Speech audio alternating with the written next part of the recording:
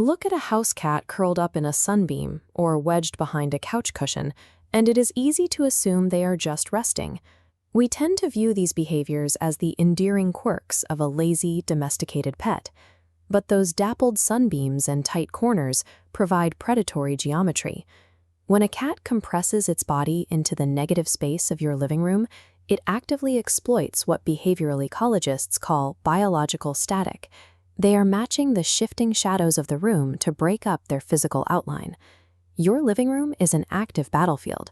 To understand why a domestic pet treats it like one, we have to look past the carpet and the toys and examine their ancient evolutionary hardware. What looks like random play is actually the precise execution of millions of years of predatory programming playing out right next to your coffee table. The genetic blueprint for this stealth began roughly 55 to 60 million years ago. Both modern cats and grizzly bears descend from the same small tree-dwelling mammals known as miacids. Around 42 million years ago, the carnivore family tree diverged. One branch, Caniformia, eventually produced bears, dogs, and wolves.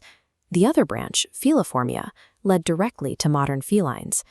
By the time the Pseudolurus species appeared around 11 million years ago, this feline branch had developed distinct anatomical upgrades. They evolved retractable claws and shifted to a digitigrade stance, meaning they walked exclusively on their toes, rather than flat on the soles of their feet. This shift in bone structure gave the feline family a fluid, energy-conserving walking motion. It provided the physical tools required for perfect, silent stealth. The first pillar of this ambush anatomy is visual camouflage. The patterns on a domestic cat's coat did not for aesthetics.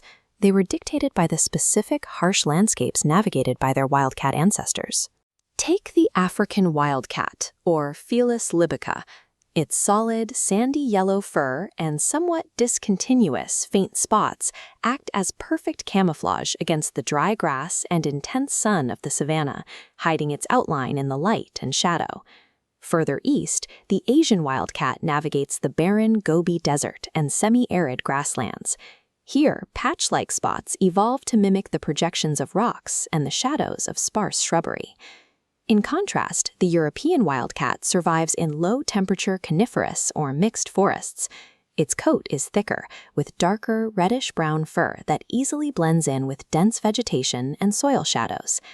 When a domestic tabby or tortoiseshell cat prowls through your home, they are utilizing these exact inherited traits. Those stripes and patches act as organic, dithered patterns that break up their body outlines against rugs, wood flooring, and furniture. These domestic coat patterns are highly functional optical illusions designed to mimic shifting environmental shadows.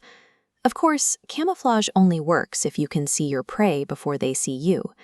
The feline visual system is an instrument specifically engineered for the shadows. Cats possess 6 to 8 times more rod cells than humans, making them highly sensitive to motion in near darkness. Behind the retina, the tapetum lucidum acts like a mirror. Unabsorbed light hits this layer and reflects back, increasing available light by up to 50%. We actually see this retroreflective biology in action. When you shine a flashlight in the dark and see that distinct, glowing eye shine looking back at you, that is the tapetum lucidum amplifying the light. This ocular advantage directly ties into what behavioral ecologists call the landscape of fear, the way animals alter their movements based on perceived risk. Ancestors like Felis libica relied on this photon amplification to confidently navigate the landscape during the lunar cycle, using moonlight to their absolute advantage. During brighter hours, their pupils contract into vertical slits to protect that sensitive retina. But those slits serve another purpose.